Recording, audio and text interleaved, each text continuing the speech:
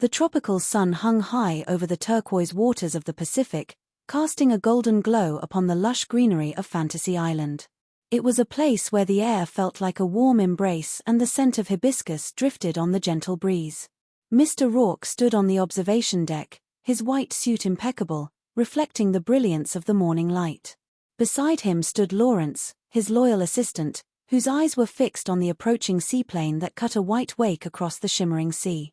Mr. Rourke smiled, a look of calm wisdom in his eyes, as he prepared to welcome a new group of guests, each carrying a dream, a regret, or a profound question in their heart.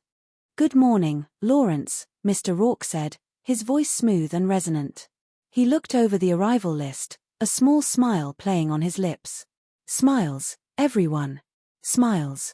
We have a very special guest arriving today, a gentleman who needs no introduction. Mr. Mickey Masterson." Lawrence nodded, his expression bright with recognition. "Yes, sir, I remember him well. His comedy show was rated #1 for many, many years. I cannot say I have seen much of him lately, however." Mr. Rourke sighed softly, watching the plane taxi toward the dock. In the entertainment business, Lawrence, one rarely stays on top indefinitely. It is sad, but true. And now he plans to officially retire. Mr. Masterson's fantasy is to do one last show and go out, as they say, with a bang. Lawrence looked at the list and then back at the plane. "That sounds simple enough, sir." Mr. Rourke shook his head slightly. "But you see, Lawrence, this show is to reunite him with two former colleagues who meant the most to his career." "I seem to detect a slight problem," Lawrence replied, catching the nuance in his employer's voice. "Quite possibly," Mr. Rourke agreed. "They are two people who have not laid eyes on him in years. Each for a very special reason.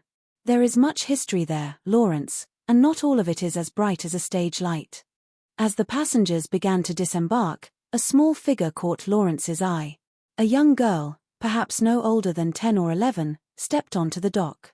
She walked with a determination that seemed far beyond her tender years, her small face set in a mask of solemnity. "What a determined-looking child," Lawrence remarked, his voice filled with curiosity. "Surely she is not here for a fantasy." "But that is precisely what she is here for, Lawrence," Mr. Rourke said softly. "At her tender age, really, sir?" Lawrence asked, his brow furrowing with concern.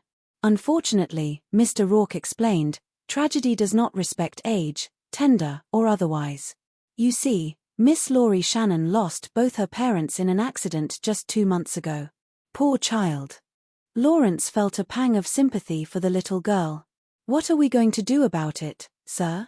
he asked. "Grant her fantasy, of course," Mr. Rourke replied. "And what is that fantasy?" Lawrence wondered aloud. "To find God," Mr. Rourke said, his voice dropping to a whisper, "and ask him face to face how he could do such a thing."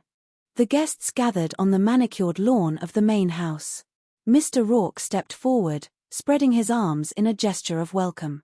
"My dear guests, I am Mr. Rourke, your host. Welcome to Fantasy Island." After the initial greetings and the settling of the guests into their respective bungalows, Mr. Rourke went to visit Laurie. She was sitting on the porch of her small, beautiful bungalow, looking out at the ocean. "Well, Laurie, is your bungalow comfortable? Is there anything you want or need?" he asked kindly. "It is very nice, Mr. Rourke, thank you," she replied, her voice small but steady. "But all I want is my fantasy." "Yes, to find God," Mr. Rourke acknowledged. "Are you sure you would recognize him if you were to meet him?" "I hope so," she said, looking up at him with wide, searching eyes. "In any way, you did tell my guardians I could have my fantasy, right?" "Yes, I did," he assured her. Laurie stood up and looked at him intensely. "So I think I already know who he is. Why did you kill my mother and father?"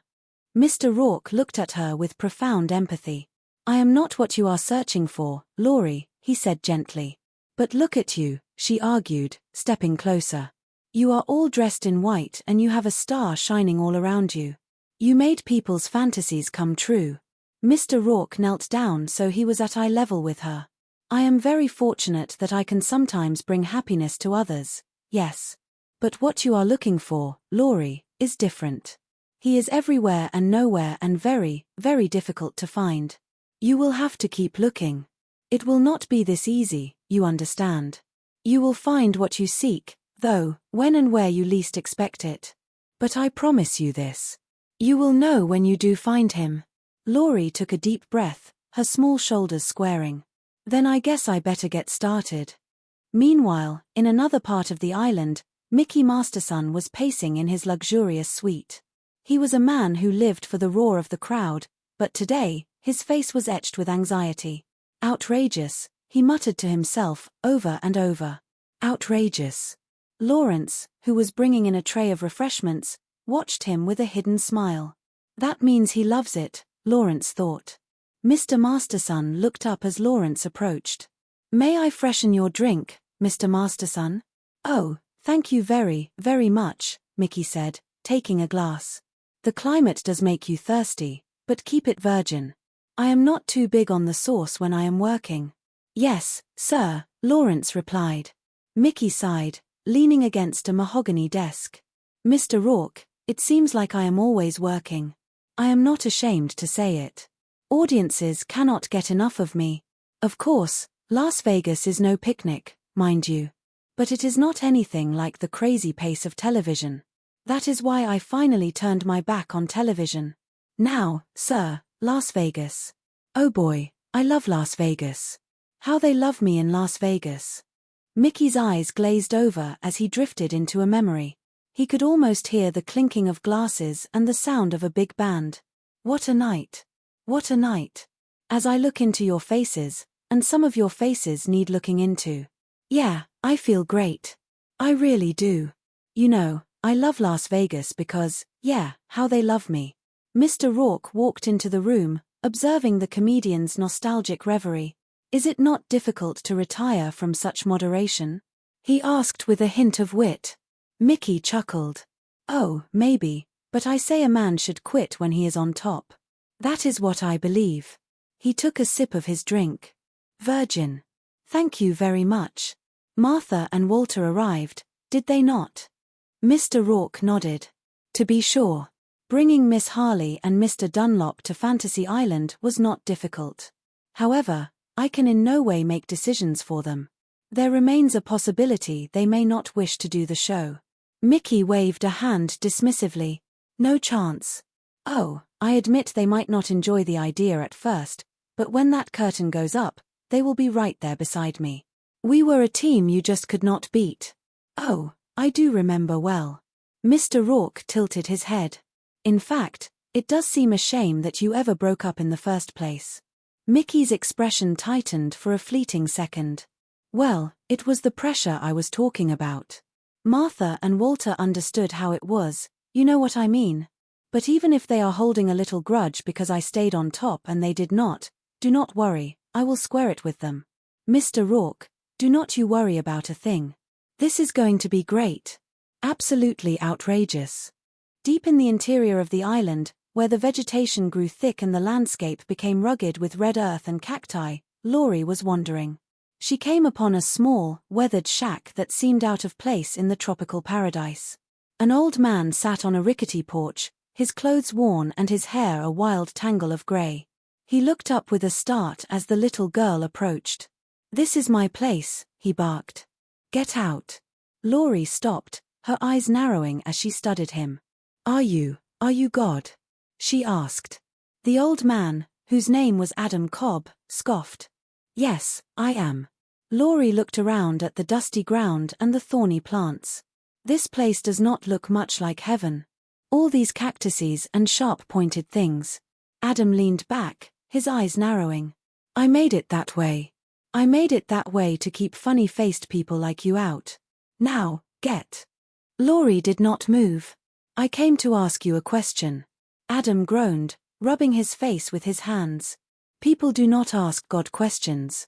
Did not your folks teach you anything at all? Laurie's voice trembled slightly, but her resolve held.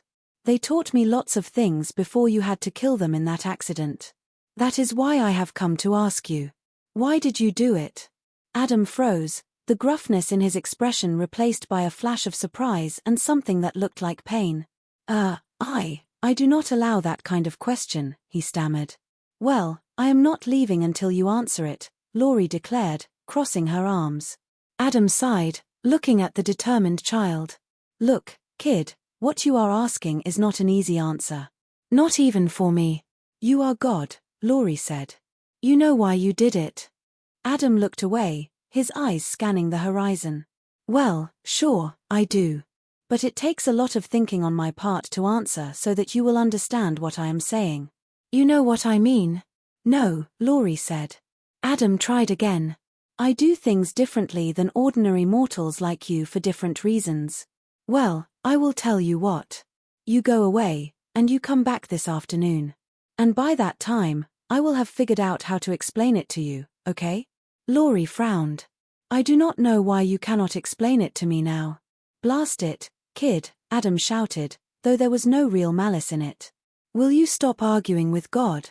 Now, get out of here before I change my mind. Laurie nodded slowly.